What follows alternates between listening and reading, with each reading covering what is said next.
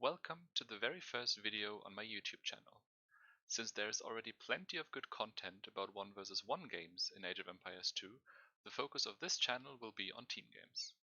And with Nations Cup 2023 around the corner, the biggest team game tournament by player count in AoE history, I thought it would be most fitting to start with a short build order guide on how to play the pocket position on open land maps. Let's dive into it.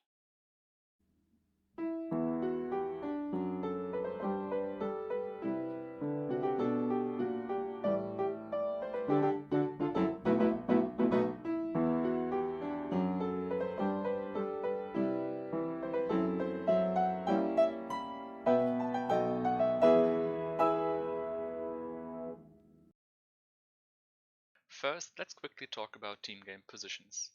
On most maps, players spawn in a circle. This means that some players in the team are closer to the opponents than others. They are called flanks. The players that spawn behind the flanks are called pockets.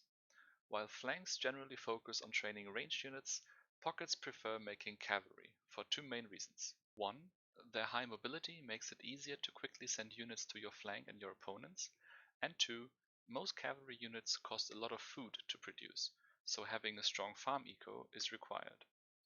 Large farmlands, however, are usually more exposed to raids compared to other resources, so you prefer to build them in the pocket position, which is naturally further away from the opponents and their armies.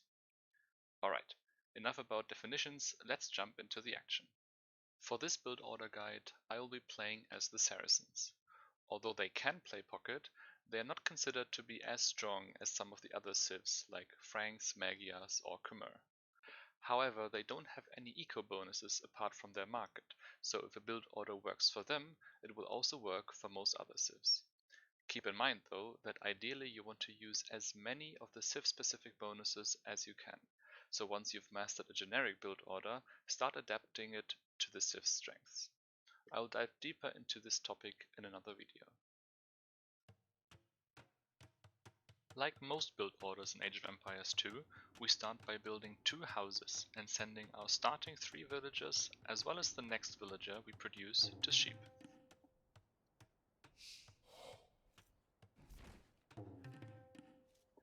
I personally like to get the boars in as soon as possible. You can have a consistently good boar timing if you send the 5th villager, the second villager we produced, to lure a boar, as the 4 vills under the TC will have finished the first sheep by the time the boar arrives. The next villager goes to food too, so we end up with a standard 6 vills on food to constantly make vills from our TC.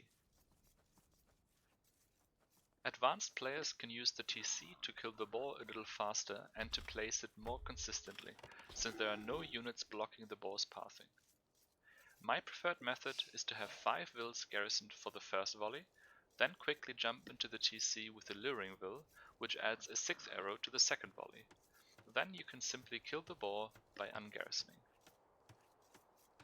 The next 2 villagers will go to wood. This may already be a surprise to some of you, because most builds teach you to send at least 3 vills to wood. What's really important to understand about Dark Age builds is that the amount of vills on wood is not actually 100% dependent on your strategy, but instead it's the limiting factor for the fastest Feudal Age time possible. Because when you think about it, the more vills you send to wood early, the less food you'll have collected, which is the resource you need to click the Feudal Age. Why is this so important, you may ask? Well, in the current aggressive meta on open land maps, you want to make as much army as possible, as soon as possible, so clicking up to Feudal Age fast is essential.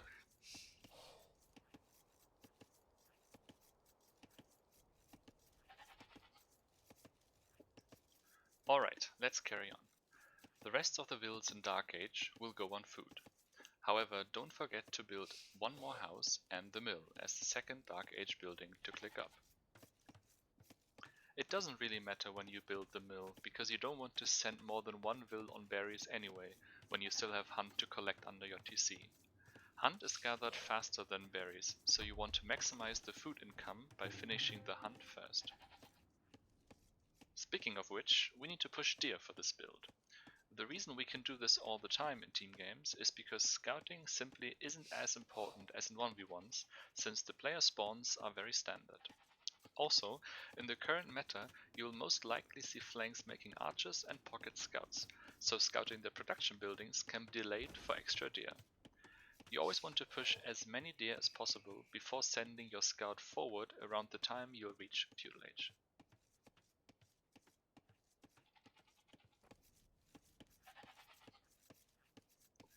Once you reach 19 population, click Loom and queue the Feudal Age research.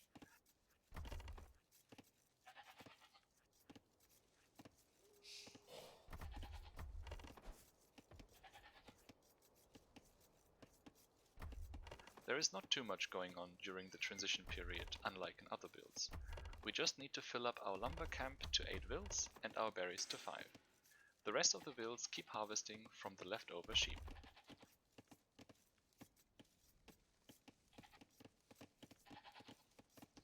At 50% of the Feudal Age research, we send 2 vills out to build a barracks and a house. Also make sure you have vills queued in your TC. It's one less action you would otherwise have to do the second you reach Feudal.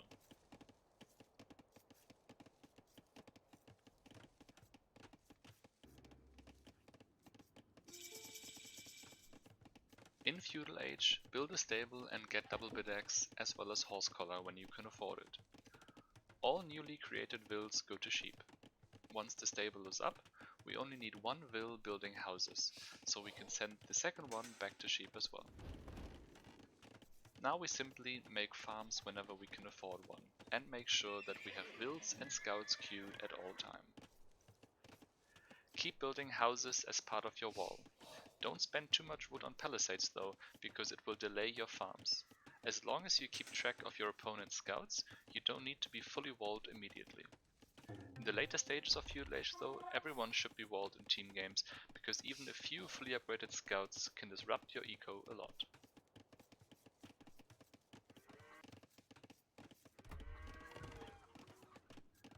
Once you run out of sheep, just send the vills to straggler trees, so you always have a vill to build a farm with.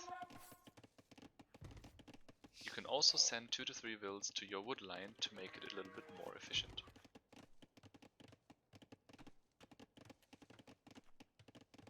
The way I like to simplify timings in my builds is by counting farms. I feel like this method can more precisely predict the strength of our eco compared to the in-game timer, since no one can perform perfect builds at all time. The first breakpoint is at 10 farms. Now we can use the next wood to build a blacksmith while keeping up scout production. Once the blacksmith finishes, we research cavalry armor.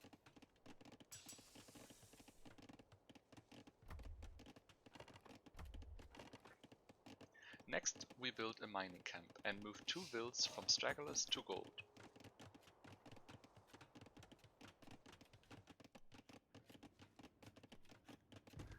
Research bloodlines when you have the required 100 gold.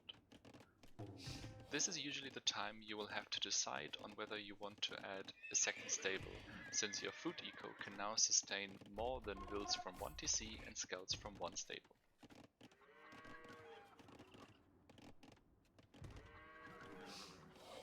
The build order ends here, because we have a good eco setup, production and military upgrades. Now it's important to make the quote-unquote correct amount of scouts and click up to Castle Age. From this point onwards, I use a few guidelines on eco management and unit production.